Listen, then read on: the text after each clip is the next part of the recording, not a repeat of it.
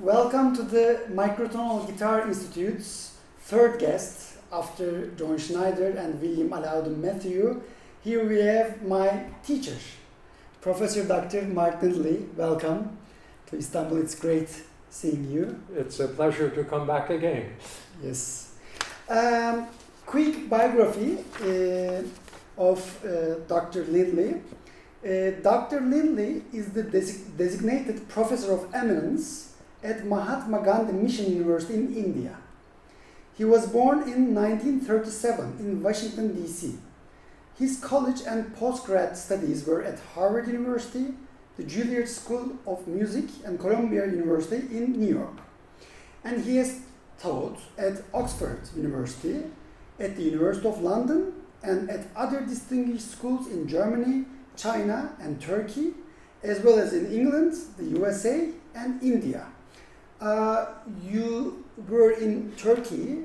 You teach in Turkey between 2001 to 2004? Or Something like that. As a musicologist, he served on the executive committee of New Grove Dictionary of Music and Musicians and edited the articles on musical instruments in that 20-volume work. You know, that dictionary is very important for my master's, PhD. We have it in our library. Yes. It's amazing. And he served also on the editorial board of Yale University's Journal of Music Theory. He is widely acknowledged to be the leading expert on the history of tempered tunings of keyboard instruments. Apart from his musical activities, he is noted as an ecological economist, having served as the university chair professor in the University of Hyderabad's School of Economics, and as the author of highly praised books about Mahatma Gandhi and about two of Gandhi's personal disciples. Wow. Welcome again. Thank you. Mark. A pleasure to see you. Yes, I feel so lucky because I entered Istanbul Technical University Center for Advanced Studies in Music, and my undergraduate is not music. I remember. It's business administration. You were assigned to be taught by me on rudimentary aspects of music theory, which you did not have. Yes. But you were so diligent. Thank you. Yes, that you became the best student in that remedial course and went on to bigger and better things. Yes, I remember very well. Yeah, I was, So I am proud of you as a student. Thank you very much, Mark. We met you with my friends and we feel very privileged to have you, to read your articles in New Grove, your books. I will introduce your book in a minute. So, and now that I see my career as a microtonal guitarist or as an ambassador of the microtonal guitar since 2008, the first steps were with you. So, and after you, I was again lucky with Michael Ellison. So, and it continued, and then, I designed my guitar and worked on it. So, Lutes, Viols, and Temperaments by Mark Lindley, published by Cambridge University Press. This is, like a Bible for me, for the microtonalists. It's very important. I'm gonna read the titles of 7 chapters before giving you the word. First chapter, classifying temperaments. Second chapter, Pythagorean intonation. Also, you have an article in New Grove. Yes. Third, equal temperaments. Fourth, meantone temperaments. Fifth, just intonation. Sixth, other schemes and conclusions. An amazing book. If you don't have this book, just order it now. I'm sure they still It is still published. Yes. Yes.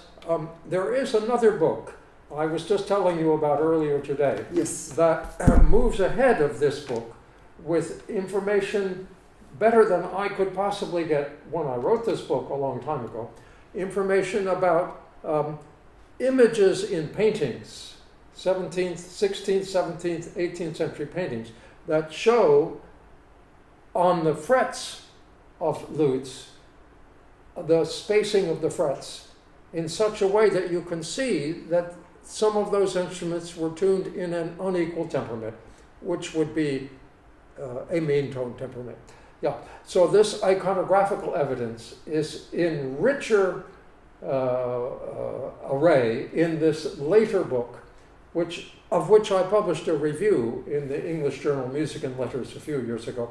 But my book still has a basic value, but it should be complemented to get up to date now by this other article, the other book that I was telling you about. Yeah. Also, if I'm not wrong, it reminds me of Juan Bermudo's 1555 book, and if I'm not wrong, it has suggestions for viola frettings. Yes, well, Juan Bermudo is a very interesting figure and an important source for that time. But let's not sink into that too much. Yes. So before today, Mark, I would like to focus on, as the founder of Microtonal Guitar Institute, I would like to focus on two main subjects. One, about the content of this book, maybe a little bit a summary of what's going on in this book for our, for today's audience, yes, of the YouTube audience. Yes. And so they can have an overview about Pythagorean intonation, yes, jazz intonation, and then after that introduction, the second main object will be about Bach. Okay. Johann Sebastian Bach, because you're yes, the expert about, I know, I read your, essays yes, about it. I'm not an expert on Bach's music that is played on the lute and guitar. I'm an expert on some aspects of his keyboard music. Yes. Really. Yes. But I think that you can do something maybe interesting with the guitar in relation to this kind of Bach unequal, very subtle unequal temperament that Bach, I think, used in most of his career in his keyboard tuning. Yes. Well, my own main interest is in the mainstream. These ancillary paths of experimental music, you've gone farther down that road than I have. So in this book, I'm interested in the mainstream, and I showed that one of the very best lute composers of the early 16th century, Francesco da Milano, yes, he uses the fourth fret on the lute in indifferently equally important way for a sharp and a flat. And therefore, he was a very highly regarded composer at his time, analogous to Josquin des Prés or analogous to Michelangelo in art. And so he was a wonderful composer, and I think he can be classified as an equal temperament composer. Mm-hmm. And I would say the same for Frescobaldi, who was the most important Italian keyboard composer 100 years later. So in terms of mainstream, that's there. But then there is Luis de Milan, who played the Spanish vihuela with the same kind of frets. Really, it's just a different shape instrument playing the same kind of tuning, 6-course instrument. And he distinguishes between where the fourth fret should be, either up or down. So two different kinds of positioning of the fret, and the only reason for doing that would be for mean tone temperament. So he really is an unusually clear case of a composer for fretted instruments who really had mean tone temperament in mind, the evidence suggests. That's the second main point. Then there is evidence from Galileo's father, Vincenzo Galilei, who was a very good lutenist and not a bad lute composer. You've probably played some of his music. Well, they're pretty good pieces. And he suggests in his treatise on the lute, which is a very informative treatise, that there are a number of players who use double frets for meantone temperament. Yeah. You mean Tastinis? Yes, Tastini, Yes. that's right. And he's criticizing. But he says, no, he's not critical. No, he says it is a good practice, and there are good players who do it. It's clearly not the standard, but it's clearly not as experimental as what you are doing. It's clearly a branch of common practice. And so those are the three main historical points that are made in this book. Yes, first, that equal temperament gets a look in very early in the history of really good lute music with Francesco. Yeah. And then there are other good 16th century lute composers, yes, whose music you know and play. Yes. But then we have Louis de Milan, who is trying to capture the meantone temperament and succeeding, I believe, in his lute compositions, which are not bad pieces, they're good pieces. And then there's this clear reference in the late 16th century by Galileo's father to the fact that the use of the tastini to get meantone temperament on the lutes was not freakishly unusual, not just experimental, but that it was coming into practice. Yes. I see. Yeah. So that's the main subject of this book. And since this book was published, additional evidence has been found that there were fretted instruments, lutes and viols, where the frets are spaced in a way that shows that it was meantone temperament and not equal temperament. So that more recent evidence confirms the basic point that meantone temperament was not very, very marginal. Or it was maybe marginal, but not just experimental in the history of music for fretted instruments. Yeah. So that's the summary, I would say, of what this book has to say and how it has been updated since then. Yeah. Yes. Regarding meantone temperaments, Yes. do you have any favorite ones, like Well, quarter comma? that's a good question. In the quarter comma meantone temperament, you have very clean, in a way, major thirds harmonically when you play the chord straight, plucking it like this or like this. But the third then doesn't sing very much. It's always a little dead melodically. So the leading tone isn't leading as much. And the fifths are then tempered distinctly more than the major thirds are. And that's a little bit odd for some music. So I like to give a little tempering to the major third, to let it sing just a little bit in the sense of have a little bit of a beat. You know, like a slow vibrato, yes? Yes, depending.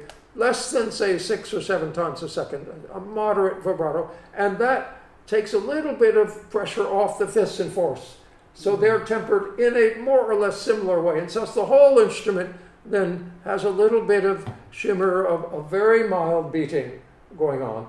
So I like the 1/5 comma meantone for the fretted instruments, and I've given you instructions for how to lay it out. Yes. So that is where my musical instincts would take me to go in some of the keyboard music of that time, say of John Bull, people, and a lot of keyboard music of that time, not all of it, but a fair amount, and also for the fretted instruments. Yes, so that's a very fine point. This is like Japanese tea ceremony, you know. We're talking here, but I would go that. I don't want to be a deadbeat advocate of meantone temperament with pure major thirds. I like to let the major third have a little bit of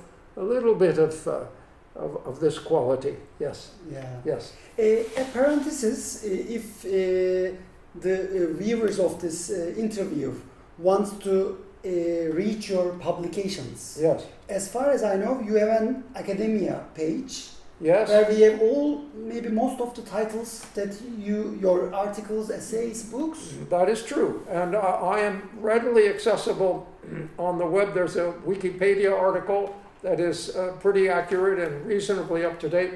And there are these academia articles. Yes. But on 2 or 3 occasions where I was grateful to a publisher for publishing my book, I do not give the full information in free of charge position. I give enough so that you may be tempted to actually buy the book.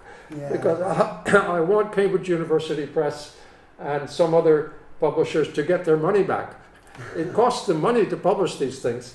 I don't get it very much in the way of royalties, but I feel the honest thing to do is to, if you want the whole book, you should go and buy it. Yeah. One more question about Francesco de Milano. Francesco. Yes, when I sent you an email a couple of years ago, that what do you suggest me playing on my microtonal guitars? You suggest me playing Francesco de Milano. Because he's such a good composer. He was a really first-rate lute composer. I myself, now, I don't want to be shot dead for this, but I think there haven't been more than a dozen first-rate composers for lute. Yeah. And Francesco is certainly one of them. John Dowland is one. And two or three others I could name. And there are many wonderful, not quite first-rate composers for lute, as there are for guitar. Mm-hmm. There's a lot of wonderful music for guitar. I think immediately of Villa-Lobos, of course. Yeah. And that's an equal temperament composer, if ever there was one. Yes. But Francesco is as good as any of them. The music is old-fashioned in style, but that's why I went to him. Yeah. And you suggested which tuning?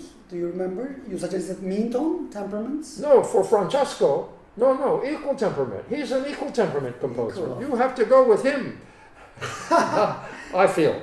But can I play? If you want to, fine. It's free. It's a free world. 1/5. 1/5 Meantone. Of course, if you wish. If you wish, you could try it out. But it's clear from the way he uses the 4th fret, which is really the key fret to examine. Yeah, the 1st fret also can come into play here. There's a possibility to use the 1st fret in both ways easily, and some other frets. But the 4th is the main one, and it's quite clear from the way he uses the 4th fret, Francesco, as it is also clear for Dowland, John Dowland, yes, that they have equal semitones. Yeah. And so, if you can make it more beautiful the other way, that's fine, but that's not what Francesco did. See, I'm an old stick in the mud. I'm for the mainstream. Right. Now, but then we have this evidence from Vincenzo Galilei that there were good, respectable players who did use the tastini. Yes. Right? So that's meantone temperament. So it's no sin to play Francesco's music in a meantone temperament. Yeah. So you could do an experiment then. Yes. Just Francesco. And ask your listeners, yes, which way they prefer. Now, of course, yes. So, yeah. Great. Before going to Johann Sebastian Bach, I would like to stay a bit on probably DuFay, maybe. Oh, DuFay. Because that's a very special subject. Yes, before the interview, you explained me an amazing contribution of your work, because I don't want to go immediately to Bach. So would you like to open a parenthesis? Wow. A big parenthesis about DuFay and that's a big subject. Your contribution, but we have time. If you are using Pythagorean intonation, and Pythagorean intonation was the standard theoretical scheme of how the scale should be laid out in the West. Until the early 16th century, really. And if you tune Pythagorean intonation, you have to decide how you're going to treat the chromatic notes. That is the note between C and D, the C sharp or D flat. And likewise the D sharp E flat note between D and E, and these notes. Now, one of those notes, namely the B flat, has to be B flat. It's in the skid system. It was in the musica recta system, you know. Yeah. And almost all, and I did a complete review of all the treatises on the monochord theory, which was also clavichord theory of the 15th century. Almost everyone would then tune all the other chromatic notes, namely the E flat to B flat, as a fifth, perfect fifth. Pythagorean, perfect fifth. A flat to E flat, A flat, but where's the A flat in the music? Yes. D flat to A flat, but where's the D flat in the music? F sharp, G flat to D flat, but where's the D flat in the music? The G flat in the music. It's not there. But what is there is F sharp and C sharp. Now, it so happens that if you tune a Pythagorean B flat, E flat, A flat, E flat, B flat, G flat, that G flat makes a virtually pure major third in a D major chord. As an F sharp, yes. Yes, as an F sharp. It's just sitting there. You don't have to want it. It's just there. All you have to do is discover it on the clavichord. And DuFay did that. And I wrote an article for the German, and also the A sharp in the A sharp chord. Now, the D major chord would be the dominant chord in G minor, which is a transposed version of the Dorian mode. And the A major chord is the dominant chord in the Dorian itself, namely in D minor, yes? Yeah. And you also, for the A minor, which is another transposition of the Dorian, the E major chord is there. And there are pieces by DuFay and some other pieces in keyboard music. DuFay is the really most interesting composer this way, but Matteo da Perugia and one or two other composers, and Landini, Francesco Landini, and then some keyboard music where they use the D major chord as the final chord of the piece. But when they have a triad among C, E, G, it's always moving ahead. It's not stable. And so the article is called Euphony in DuFay, and how he used these D major, A major, F sharp minor chords in his songs. A very detailed examination. So this is a very special moment in the history of Western harmony, and how tonic dominant chords come in to help transform the old polyphonic modal music, beginning to transform it into tonal music. And it happens for DuFay first in the songs and only later in the religious music. I don't want to go into more detail now. Because, of course, the religious music is in a mode. It's going to be fitted into a actual performance of a religious service where the plain chants are in modes and so on. Yeah. But in the songs, he's more free and at sea. So that is explained. Now, and there's no reason why you couldn't use Pythagorean intonation in that sense to play on the guitar your accompaniments to some of these DuFay songs. That would be a very special kind of musical research, which I've introduced to you today, and I look forward to your experiments on this. This is your idea to have this excursion into this wonderful moment of 15th century history of Western harmony in the 15th century. Yes. But now we're thinking we're going to come to Johann. One more. I've made a research about Nicola Vicentino. Yes. His archicembalo and his quarrel, his fight with his, friend, let's say friend. I don't remember his name. And I play one of his madrigals.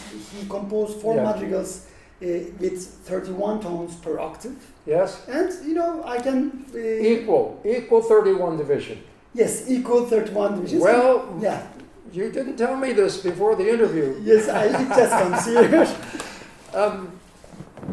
People do attribute a division of the octave into 31 equal parts to Vicentino. Mm-hmm. And he does speak of the number 31. But when you then examine in detail what the actual instrument was like, and it had two keyboards, his keyboard instrument, and you get down to the actual details of how he says to tune that instrument, it becomes clear that those 31 steps are not equal. Oh. Yes. And so this is a kind of rash simplification here to say that musically it means 31 tone equal temperament. Mm-hmm. Just as rash as the simplification of saying that gamelan music divides the octave into 7 exactly equal steps. I don't think it's true. And I think it's also not really true of Vicentino. And so I have a little section in my History of Tuning and Temperaments for the German National Institute of Music Research. It's in German, yes. And I have a page or two about Vicentino, this argument about Vicentino. These questions are so complicated, it's easy to go in for an oversimplification. Now, we leave this for future. Yes, for future discussion. Yeah. Now, Vicentino's music is not absolutely wonderful. It's nowhere near in the class of the music of Francesco da Milano. Yeah. It's not really as good, in my humble opinion, as Vincenzo Galilei's music. Vincenzo Galilei was a respectable, I believe, lute composer. Yeah. And a very important figure in the history of science. He really influenced his son, Galilei, yes, in certain wonderful ways, which we won't discuss now. Vicentino is an interesting byway. But you know what? You're just as interesting as Vicentino. Thank you. Yes. One thing about Vicentino, when I try to play Vicentino's madrigal, Madonna something, on the microtonal guitar, I feel something special. I find something special. You got something. Well, what I found special is you start a tonal phrase, but then I have a 3D modulation. It's like I feel like I'm going to another universe, parallel universe. My friend, I would have to hear it. I don't want to hear you just talk about it. I'm happy to hear you talk about it. Okay, I will play it We'll later. have to explain.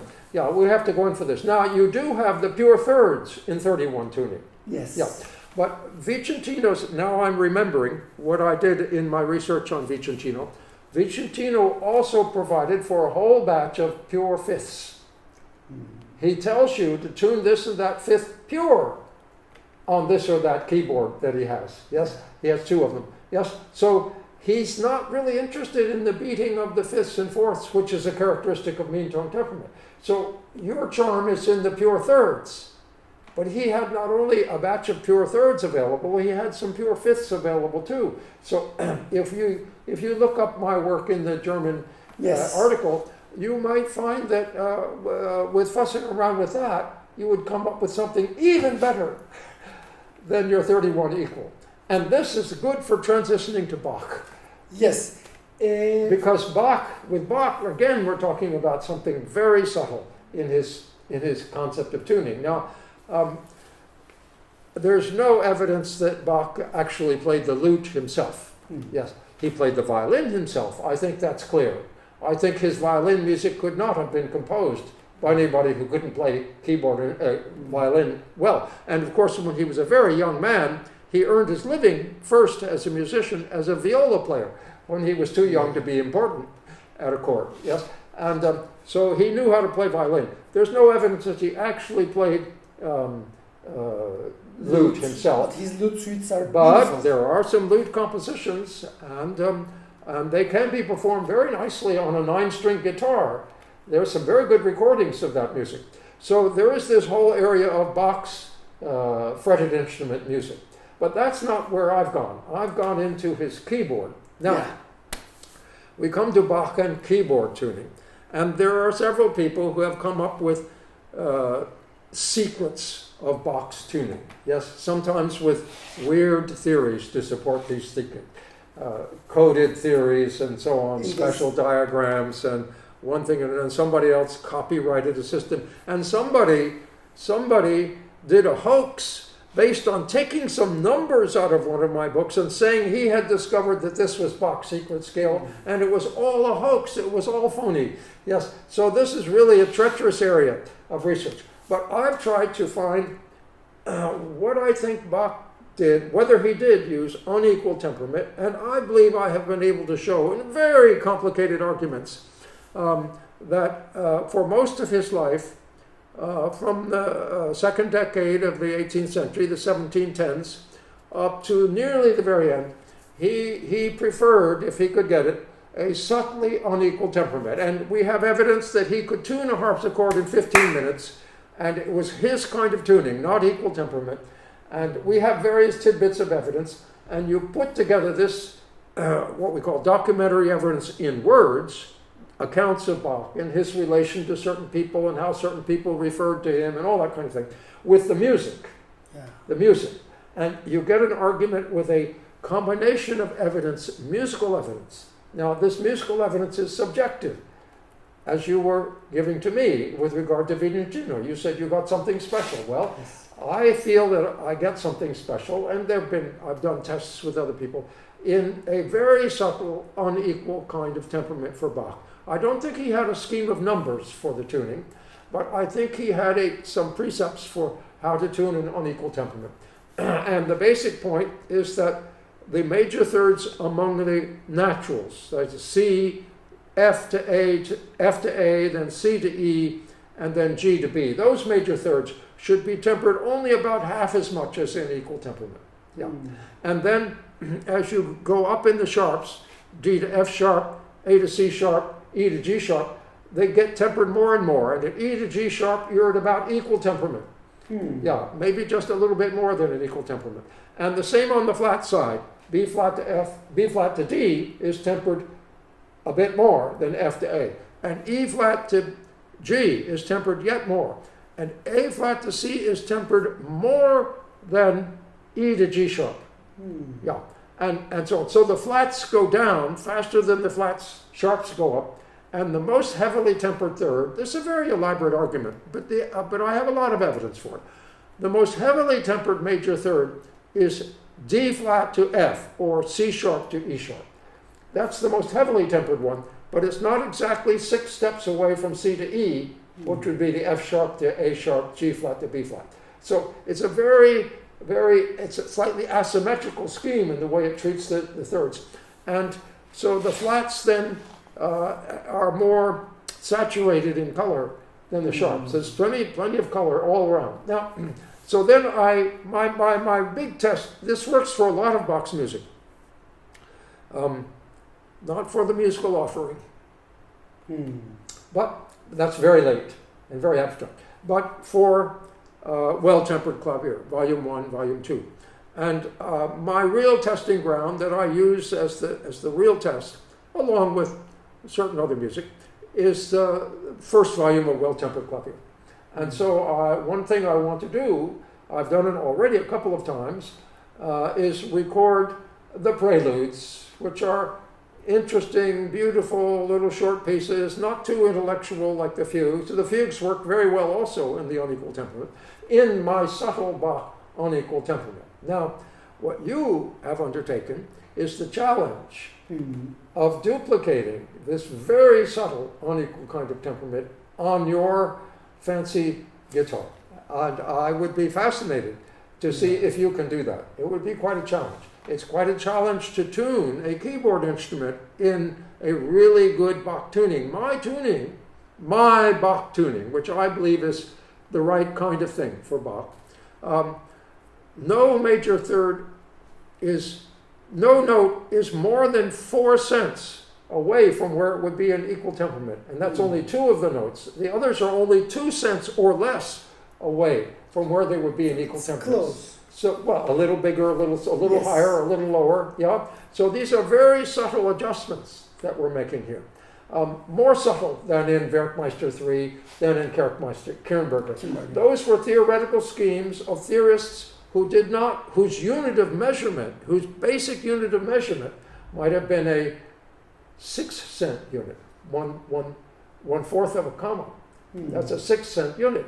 My unit of measurement for getting the nuances exactly right is 1/2 of 1 cent. That's only 1/12 of 6 cents. Schisma? No, Mark. Ah, okay. Yeah, you understand. So my nuances are shaded to the nearest 1/2 cent, or even finer, depending on the instrument. And it all depends on the instrument as well. Yeah. Because on the keyboard, piano, harpsichord, you may stretch some of the octaves, and so you're getting into other questions that are very hard to reduce to numbers. Yeah. When you're tuning, you hear. Yeah. And so on. So if you can approximate on the lute my Bach keyboard tuning, then I say more power to you, and I want to hear it. Yeah. I hope one day I can do that. But you can get the contrast between the C major prelude and say the B major prelude, or the D flat major, C sharp major prelude, yeah? For Bach, the C sharp major prelude, which is a very lively little piece, not very expressive, very dancing around in a jittery sort of way, because that major third between C sharp and E sharp is so almost out of tune. It's like slapping your face at the beginning of the piece when you hear it. Whereas the C to E in the equal temperament is a moderately tempered kind of thing. And so this is the innocent choir voice kind of piece, the C major. So to contrast the C major prelude with the C sharp major or the B major prelude, it's just a semitone away pitch-wise in general pitch, but the nuances are very different. And I have given into your computer today recordings of my playing on a piano tuned in about my Bach tuning of the C major and B major preludes. Yes. And I have also put into your computer today recordings of the Chopin preludes in C major and D flat major, played by a good Turkish pianist on a very fine piano tuned by me in my Bach tuning. So these nuances at their extreme between C major and a key with lots of sharps or lots of flats, that's present in your computer, and you can mount those up to give to your audience and your students a first view into these nuances. Now, there used to be a much broader spread of these nuances available on the web, put on the web by the German National Institute for Music Research. But because of budgetary restraints, they were taken off the web about a year ago. They were there about 10 years, and I know there were tens of thousands of downloads of some of that material, a lot of it from China, because there weren't any good piano tuners in China when we first set that thing up. And I got this information about downloads from China, and I said, why is this? And then I realized this was 20, 30 years ago. That's because there weren't any professional piano tuners in China. They had pianos all over the place, but nobody knew how to take care of them. Now they have Steinway has a school in China for teaching good piano tuners and so on. So they don't need my instructions. And of course, they're not doing the Bach tuning in China. They're just copying the West when they do the keyboard. Yes. Yeah. Mark, final words maybe about this Chopin project in Istanbul. Yes. Could you explain that project, and are you happy with the result? Well, I was introduced to a good pianist who's especially good for Turkish music, Meantone, and he got interested in my nuanced tuning. Now, that's not his cup of tea as an artist. His specialty is Turkish music, big, strong Turkish music. And he won a big prize 40, 50 years ago for the way he played that music. But then he got interested in my subtle nuance, feminine, beauty of this nuance and that twinkle in the eye, that kind of unequal temperament for the Bach. And the Chopin. Now, I can't play Chopin. It's just beyond me. And Meantone is a fantastically good sight reader. And you can put the piece in D major in front of him, and he can sight read it not only in D major, but immediately play it off in E flat major or D flat major. So we ran through the whole series here of the Chopin preludes, and we discovered this way that those preludes sound great in the Bach tuning. Now, there's ancillary evidence about this. Again, it becomes a complicated argument. But one of the last letters that Chopin ever wrote, he was in Scotland at that time. He said to a friend in Paris, "I'm terribly sorry to hear about the death of my piano technician in Paris. I will never again hear a piano sound right." And there is other evidence that Chopin may have honored these nuances. When he was composing his preludes, and he did most of that in Mallorca, where he was on a long vacation with George Sand, he was playing Bach preludes every day. We know that from George Sand's letters to the friends. So he would play Bach preludes and then compose his preludes. Wow. And Chopin was a very well-informed musician. He played Mozart, Beethoven, all that music wonderfully well. And their music works as well as Bach. So I thought, so I tested with Meantone, and it showed it. And the result of this, several years later, was his performance of all the Chopin preludes. Yeah. And that was here in Istanbul about 3 years ago. Yeah. And you attended that performance. Yes. Yeah. And I played some of my Bach tuning, but I played so badly that I've come back now to try to record them better. My Bach examples, Yes. which I can play. Yeah. So you have 2 of those Meantone performances Yes. in your computer, C major, D flat major. Thanks. Now, what we did in the lecture is that he would play each prelude not only in its right key, but also a semitone higher or a semitone lower, so you could see how it just didn't work as well when the nuances were different. And that's the key test. Because if you're playing an equal temperament, and then you transpose up or down a semitone, the change in effect is very little. Yes. Sure. And by the way, one thing we found, Meantone and I, in our research together, he playing the examples, is that we went over to Scriabin, who wrote a set of preludes in 24 keys. Yes. They all work better in equal temperament. Oh. Yeah. So Scriabin wasn't thinking of these nuances at all. Now, Scriabin had fantastic ideas about music.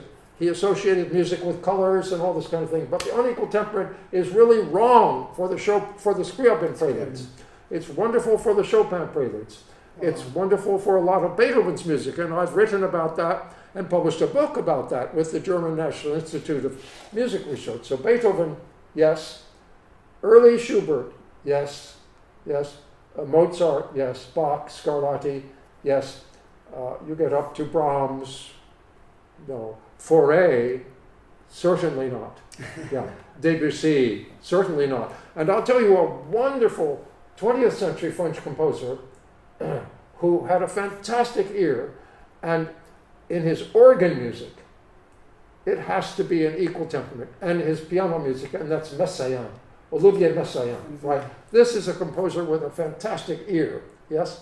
And the exact way his chords beat in equal temperament is exactly right for his music, yeah. So that's the opposite, and Scriabin, you see? So this isn't just some other tuning that sounds better all the time. This is a tuning where the music is conceived for that tuning. I'm talking about Bach now, yes? And I extend the argument to Beethoven and Chopin. Now, for Beethoven, it's a very tricky argument because he went deaf. So how can you say that a deaf man is thinking in these terms? Well, he's remembering from his youth. That's my argument. The proof is in the pudding. If the music really sounds better, consistently better, not just a thrill here or there, right? But consistently better, yes, yeah. Then you could maybe mount a historical argument, as I have done for Beethoven in a book published by the German National Institute for Music Research, the Staatliches Institut für Musikforschung. And that book is still available, still for sale, yes. And also for Chopin with Meantone, yes, yes. And coming back to Bach, these pieces are short, these preludes, most of them are short, yeah. And so they're good compositions. There's not a single weak composition anywhere. There does exist such a thing as a Bach composition that is not very significant, but these pieces are really fine little pieces, and they do sound better in the nuanced tuning. And I will be very interested next time I come to Istanbul.